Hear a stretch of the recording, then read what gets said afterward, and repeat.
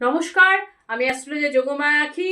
সবাইকে জানাই অগ্রিম 2026-এ অনেক অনেক শুভেচ্ছা। অনেক অনেক ভালো কাটুক 2026।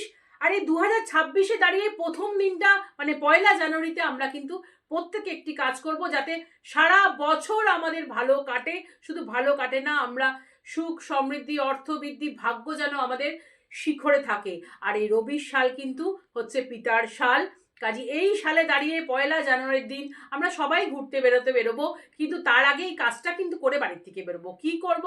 স্নান করে সকালবেলা উঠেই আগে সূর্যকে প্রণাম জানিয়ে একটি ঘটিতে জল নিয়ে তার মধ্যে জবা ফুল দিয়ে সূর্যের নামে সেই অর্ঘ্যটি দিতে হবে। তারপর এসে আপনি ঘরের যে শিব রয়েছে মহাদেবের মাথায় জল ঢালুন, আর তারপর গিয়ে আপনার যে বাবা রয়েছে তাকে প্রণাম করে তার হাতে একটি বস্ত্র তুলে দিন।